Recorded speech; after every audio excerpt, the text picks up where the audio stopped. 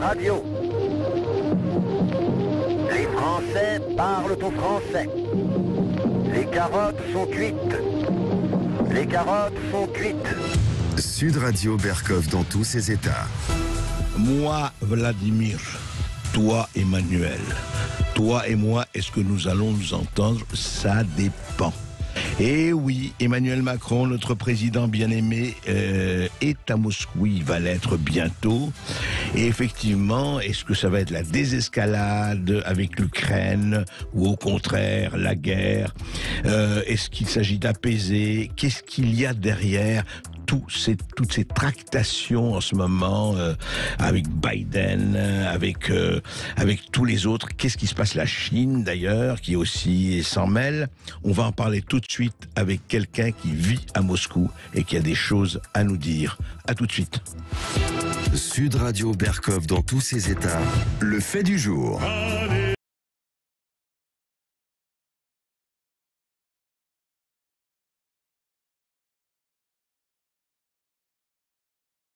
Reconnu, c'est Ivan Rebrov, Kalinka Malinka, évidemment. Qui ne connaît pas cette chanson, cet hymne? Alors, qu'est-ce qui se passe entre l'Ukraine et la Russie, les tensions aux frontières du Donbass?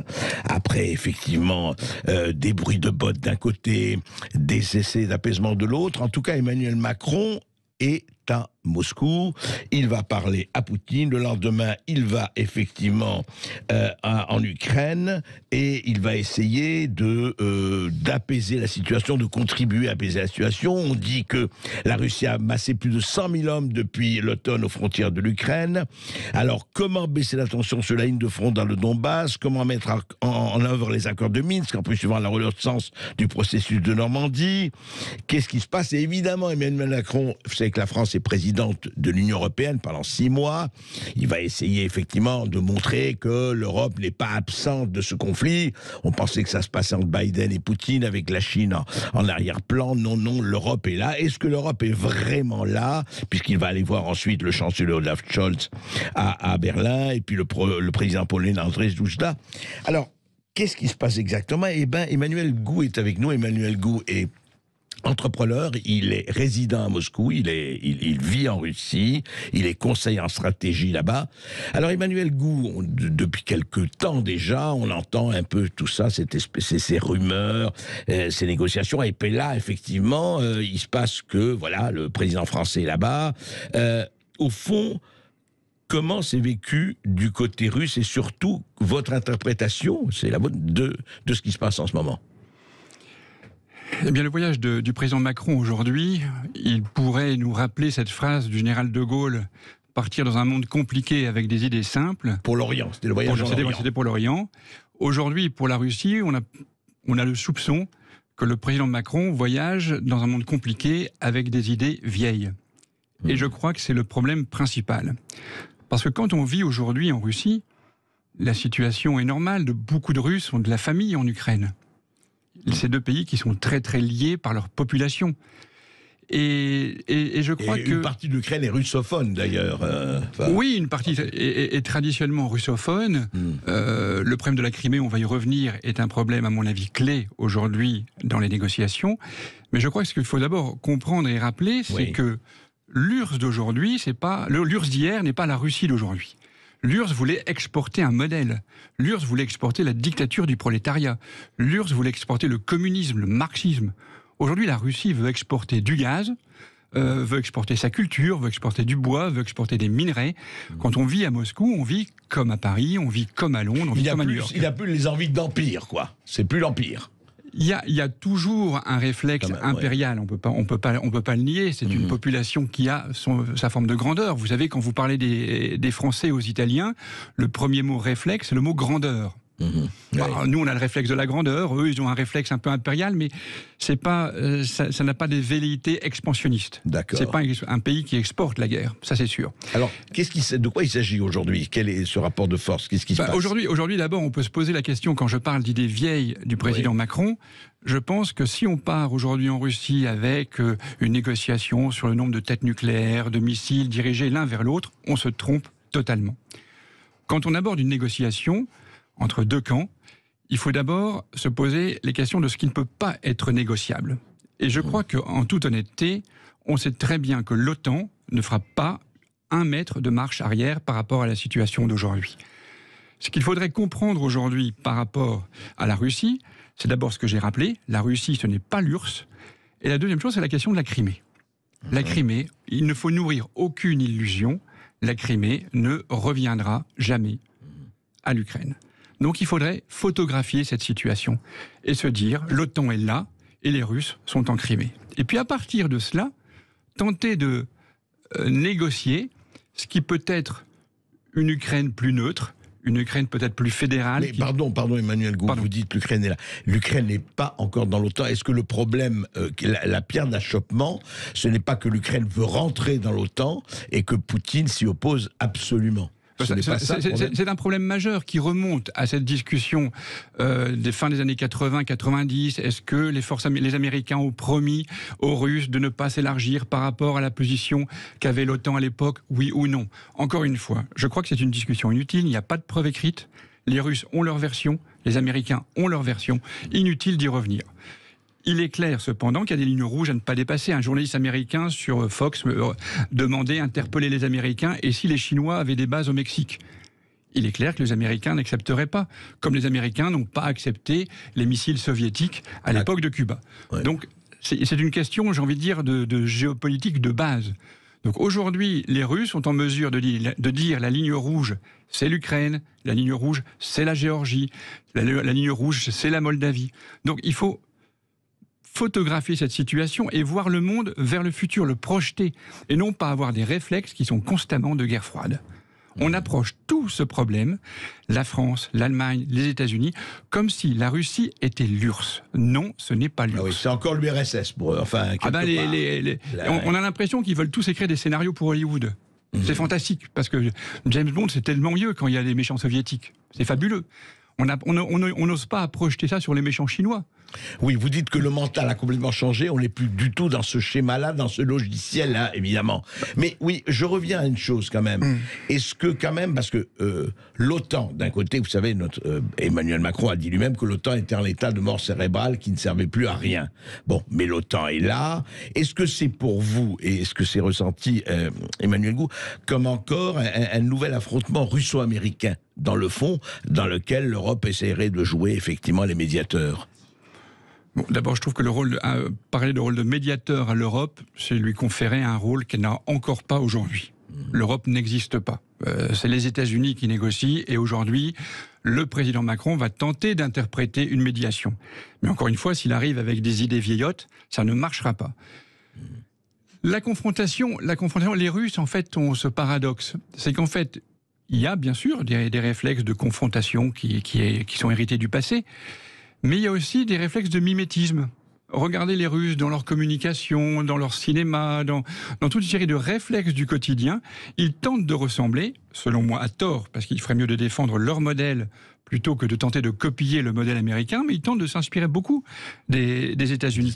Aujourd'hui, la semaine dernière, il y a eu un rapport qui a été publié, comme quoi Moscou était la ville la plus agréable à vivre au monde. Au monde, un rapport il me semble, de l'ONU. Donc c'est quelque chose de... On ne perçoit pas cette réalité. Et le seul moment où cette réalité a pu être perçue, c'est peut-être quand il y a eu la Coupe du Monde de football. 100% des visiteurs testés, sont repartis enthousiastes en disant des villes qu'ils avaient visitées, c'est pas ce qu'on nous disait. C'est tout de même effarant. Et que ressentent les Russes par rapport à ça? Ça les intéresse, ils le suivent ou pas du tout, ce conflit, effectivement, au Donbass, en Ukraine, etc. Ou c'est quelque chose qui est loin de leurs préoccupations? Enfin, parmi les Russes que vous voyez, il ne s'agit pas de... Je ne vais pas vous demander d'avoir vu toute la Russie, mais enfin, parmi les dîners, les gens que vous voyez, etc., c'est perçu comment, Emmanuel? Non, les jeunes sont inquiets. C'est pas un sujet de conversation qui va occuper toute la soirée. Il y a une inquiétude. Mais il y a une inquiétude encore parce qu'il y a une incompréhension. Il y a cette inflation du langage, cette exponentielle du langage en Occident que les jeunes Russes ne comprennent pas. Et donc c'est vrai qu'il y a une interrogation par rapport à la problématique qui est posée, qui sont une problématique de bon sens, et même les jeunes le reconnaissent, se protéger, ok. Et si l'Occident disait on veut pas, on a compris que vous n'étiez plus l'URSS et que vous êtes la Russie, alors les jeunes ne souhaitent que cela. Ouais. Je faisais l'allusion à la Coupe du Monde parce que c'est un moment où les visas ont été facilités. Il faudrait que la Russie, elle se le proposait, mais avec les tensions, ça a été renvoyé, se facilite les échanges. Bien sûr. Parce que c'est comme ça qu'on se rend compte, et cette jeunesse russe n'attend que cela. Et alors, est-ce que du point de vue des échanges, etc., est-ce que parce qu'on a vu, vous avez vu que la Chine soutenait la Russie dans cette histoire. Enfin, en tout cas, elle l'a proclamé. Est-ce que de ce point de vue-là, vous personnellement, ce que vous sentez, est-ce qu'au fond, ça va être résolu plutôt diplomatiquement, ou vous pensez que la confrontation peut avoir lieu? Je vous demande pas de faire des prédictions, mais comme ça, tel que vous sentez la chose, est-ce qu'en fait c'est une gigantesque négociation où, comme d'habitude, chacun va donner, c'est normal, ce qu'il a à donner, et c'est mieux de négocier évidemment que de faire la guerre? Je crois que malheureusement, il y a encore de la place pour l'escalade. Parce que si on ne sort pas des réflexes que je mentionnais auparavant, il n'y aura pas de solution sur la table. Ce n'est pas en comptant les missiles qu'on va trouver une solution. Donc je dis la photographie de l'OTAN aujourd'hui pour les Russes, la photographie de la Crimée aujourd'hui pour l'Occident est essentielle et permettrait de ne plus laisser de blessures au sein de ce pays central entre la Russie et l'Europe. Quant à la Chine, c'est vrai, la Chine peut renforcer son escalade. On a vu il y a une quinzaine de jours des bateaux chinois s'approcher des côtes de Taïwan. Il pourrait y en avoir plus. Bien sûr. Donc cette escalade, les Chinois aujourd'hui ont tout intérêt à jouer cette alliance avec la Russie, et on a jeté la Russie dans les bras de la Chine. Et je crois que pour ça, les Américains sont peut-être plus lucides, et le président Biden est peut-être plus lucide que ne le sont les Européens. Il ne faut pas sous-estimer sa capacité à avoir compris que le vrai ennemi, pour lui, c'est la Chine. Oui, alors que les Européens n'ont pas cette conscience-là. Et pourquoi cette espèce d'hostilité absolue? Est-ce que c'est encore, vous l'avez dit, c'est encore les souvenirs de la guerre froide, cette hostilité vis-à-vis de la Russie en disant « Ah oui, mais de toute façon, ce sont des autocrates, de toute façon, ils veulent nous envahir. » Enfin, ils veulent nous envahir. Il y a encore ça. Et puis, évidemment, juste un mot, c'est très important. On va en reparler juste après cette petite pause. C'est important de rappeler que, évidemment, les pays d'Europe de l'Est qui ont vécu sous le joug soviétique pendant 70 ans, ou 50 ans, pardon, ou 40 ans, ils le sentent. On se retrouve juste après une petite pause, tout de suite. Et mercredi, nous serons à 7. Donc si vous voulez intervenir dans l'émission ou venir simplement nous voir sur la place du marché, vous nous appelez au 0826 300 300. Sud Radio, Berkov dans tous ses états. Et nous sommes toujours avec Emmanuel Gou, résident en Russie, entrepreneur, conseiller en stratégie et communication. Emmanuel Gou, vous nous avez parlé des idées, qu'il faut se méfier des idées vieilles. Il faut se méfier aussi des confrontations, bien sûr. Mais l'impression qu'on a, encore une fois, c'est qu'on est parti. Moi, je veux dire, juste une question précise, je reviens là-dessus parce qu'on ne s'est pas appesanti là-dessus. L'Ukraine a demandé de rentrer dans l'OTAN.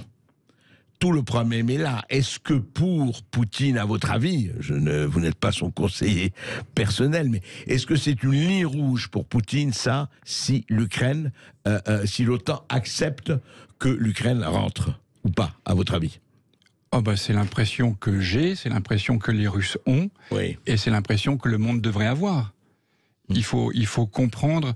Il y a des cartes qui ont circulé du lendemain de la Seconde Guerre mondiale avec les plans d'invasion de l'Union soviétique par les Américains.